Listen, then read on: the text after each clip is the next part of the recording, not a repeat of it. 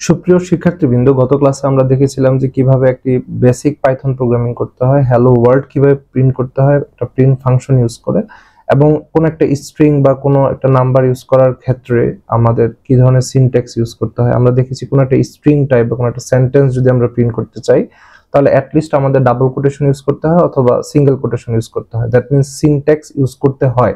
কেন syntax use করতে হয়? কারণ হচ্ছে পাইথনকে বোঝানোর জন্য বা পাইথন প্রোগ্রামিং ভাষার সাথে কমিউনিকেট করার জন্য সে যেভাবে বুঝবে আমাকে ঠিক সেভাবেই আমার কমান্ডটা দিতে হবে বা সেভাবে আমাকে লিখতে হবে, টাইপ করতে হবে। সো দ্যাটস ওয়াই আমাদের সিনট্যাক্স ইউজ করতে হয়েছে। সো স্ক্রিনে দেখতে পাচ্ছি যে এখানে একটা ফাংশন কল করেছি, যেখানে ওপেনিং ফার্স্ট ব্র্যাকেট এবং ক্লোজিং ফার্স্ট ব্র্যাকেটের মাঝখানে আমরা দুটা সিঙ্গেল কোটেশন দেখতে পাচ্ছি, এবং এখানে যদি আমি বাংলাদেশ কথাটাকে প্রিন্ট করতে চাই তাহলে জাস্ট এটা লেখার পর আমাদের সিম্পলি রান বাটনে যদি আমরা ক্লিক করি তাহলে আমরা দেখতে পাচ্ছি একটা বাংলাদেশ কথাটা আমরা এখানে প্রিন্ট করতে পেরেছি। এখন তোমরা অলরেডি ভিডিওর টাইটেল দেখে তোমরা আসলে বুঝতে পেরেছো যে আজকে আমরা কমেন্ট সেকশনটা নিয়ে আসলে কথা বলবো।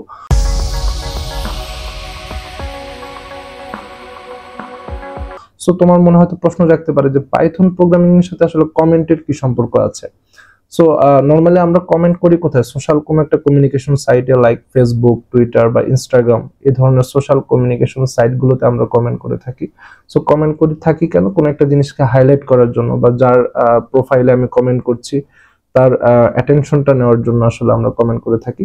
বাট এই পাইথন প্রোগ্রামিং এ কমেন্টের অবস্থান বা কমেন্ট করা হয় যাতে ওই লেখাটা বা ওই কমেন্টটা যাতে হাইলাইট না হয়, বা সেটা হচ্ছে ইউজারের নিজের সুবিধার জন্য কমেন্ট করা। যে আসলে আমি কেন কমেন্টটা ইউজ করছি, কমেন্টটা ইউজ করার কারণটা হচ্ছে যখন একটা প্রোগ্রাম মূলত 200, 300, 500 লাইনের হয়ে যায় তখন অনেক মাল্টিপল লাইন্স থাকে, বা কখনো যদি পরবর্তীতে সেই কোডটা রান করা হয় তাহলে আসলে বোঝা খুব মুশকিল হয়ে যায় যে কোথায় কোন ফাংশনটা ইউজ করা হয়েছে, কোথায় কি কাজ করা হয়েছে, বা কেন আমি এই কাজটা করেছিলাম, বা পার্সপেক্টিভটা কি ছিল। সেটা যদি কমেন্ট আকারে রেখে দেওয়া যায় তাহলে পরবর্তীতে এটা বুঝতে সুবিধা হয়। ও আচ্ছা, ঠিক আছে, I have done this because of this perspective. So আমাকে বুঝতে হবে যে আমি কেন কমেন্টটা ইউজ করব। সো আমি জাস্ট একটা ছোট একটা এক্সাম্পল দিয়ে দেখাচ্ছি। এখানে একটা প্রিন্ট ফাংশন ইউজ করেছি। এই প্রিন্ট কথাটার আগে যদি আমি একটা হ্যাশ যদি আমি দিয়ে দিই তাহলে দেখতে পাচ্ছি আমার লেখাটা একটু ঝাপসা হয়ে গিয়েছে। মানে দ্যাট মিনস আমার এটাকে কমেন্ট হিসেবে নিয়ে নিল। দ্যাট মিনস এটা আমার ফাইনাল প্রোগ্রামিং এর ভিতরে নাই। এখন যদি আমি কোনো কিছু রান বাটনে যদি কোনো কিছু ক্লিক করি তাহলে আসলে আমার কিছুই নাই যে আসলে আমাকে রান করে দেখাবে। সো এখন যদি আমি হ্যাশটাকে যদি কেটে দিই, তখন যদি আবার যদি আমি এখানে রান বাটনে ক্লিক করি তাহলে আমি আউটপুটে বাংলাদেশ কথাটা দেখতে পাচ্ছি। সো এই প্রিন্ট ফাংশনের পরে আমি যদি সাপোজ এখানে একটা হ্যাশ বাটন দেওয়ার পরে যদি লিখি যে আমরা জানি কিভাবে প্রিন্ট ফাংশন ইউজ করতে হয়, আমরা এই কথাটা এখানে টাইপ করলাম। দ্যাট মিনস আমরা জানি কিভাবে প্রিন্ট ফাংশন ইউজ করতে হয়, এটা আমি হ্যাশট্যাগের ভিতরে রেখে দিয়েছি। দ্যাট মিনস পাইথন প্রোগ্রামিং বা পাইথন যে সফটওয়্যার আমরা কাজ করছি সেই ইন্টিগ্রেটেড সফটওয়্যারটা সে ধরে নিয়েছে যে আমি এখানে একটা লেখাকে উজ্জ্বল অবস্থায় রাখতে চাচ্ছি। দ্যাট মিনস আমি এই লেখাটাকে কখনোই আউটপুটের আন্ডারে নিতে চাচ্ছি না। তার মানে আমার এখানে এটা আউটপুট আকারে আসবে না। সো এখন আমি এখানে একটা সিঙ্গেল লাইনের জন্য একটা হ্যাশ ইউজ করেছি। তোমার মনে হয়তো প্রশ্ন জাগতে পারে যে যদি অনেকগুলো লাইনকে একসাথে কমেন্টের আওতায় আনতে চাই, সাপোজ আমি করতে চাই আমরা কিভাবে মাল্টিপল লাইন কমেন্ট করতে পারি। এই যে আমি 3টা লাইন লিখেছি, এখন এই 3টা সেন্টেন্স বা এই 3টা লাইনে যে লেখাগুলো আছে সবগুলো লেখাকে যদি আমরা একসাথে কমেন্টের আন্ডারে নিয়ে আসতে চাই তাহলে আমাকে যেটা করতে হবে, হ্যাশটা কেটে দিতে হবে। হ্যাশটা মূলত একটা সিঙ্গেল লাইনকে যদি আমরা কমেন্ট আকারে রাখতে চাই সেক্ষেত্রে আমরা কি করতেছি, একটা হ্যাশ ইউজ করছি। বাট যখন মাল্টিপলস লাইন করতে যাই তাহলে হচ্ছে 3টা সিঙ্গেল কোটেশন যদি আমি প্রথমে ইউজ করি এবং বাকি যা আছে সবকিছু দেখতে পাচ্ছি আমরা একটা কালার চেঞ্জ হয়েছে, মানে এই 3টা কোটেশনের পরে আমরা যাই লিখবো সবকিছু আমার এখানে কি হয়ে যাবে, কমেন্ট আকারে চলে যাবে।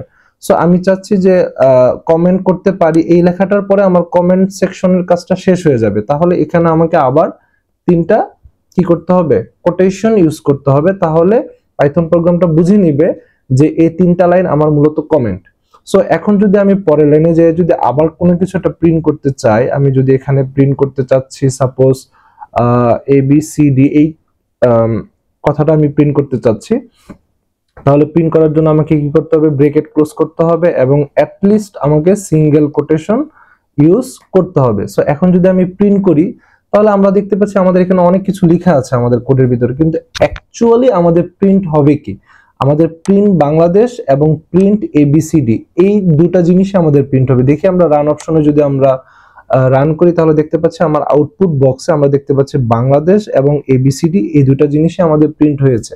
সো মাঝখানে আমরা যাই লিখেছি এই লেখাগুলো আমাদের প্রিন্ট হয়নি। দ্যাট মিন্স আমরা বুঝতে পারলাম আজকের এই ভিডিও থেকে, যদি একটা সিঙ্গেল লাইনকে আমরা প্রিন্ট না করতে চাই বা একটা কমেন্ট আকারে রাখতে চাই তাহলে সেই ক্ষেত্রে আমরা ইউজ করব হ্যাশ। আর যদি অনেকগুলো লাইনকে একই সাথে আমরা কমেন্ট আকারে রাখতে চাই সেই ক্ষেত্রে আমাদের ইউজ করতে হবে থ্রি কোটেশন, এবং থ্রি কোটেশনের মাধ্যমে আমাদের যে কোনো একটা লাইনকে বা মাল্টিপলস লাইনকে আমরা কি করতে পারি, কমেন্টের আওতায় নিয়ে আসতে পারি। তো সুপ্রিয় শিক্ষার্থীবৃন্দ, আজকের মতো ক্লাসটা আমাদের এখানেই সমাপ্ত হচ্ছে। পরবর্তী ক্লাসের দেখার আমন্ত্রণ জানিয়ে আজকের মতো বিদায় নিচ্ছি। আল্লাহ হাফেজ।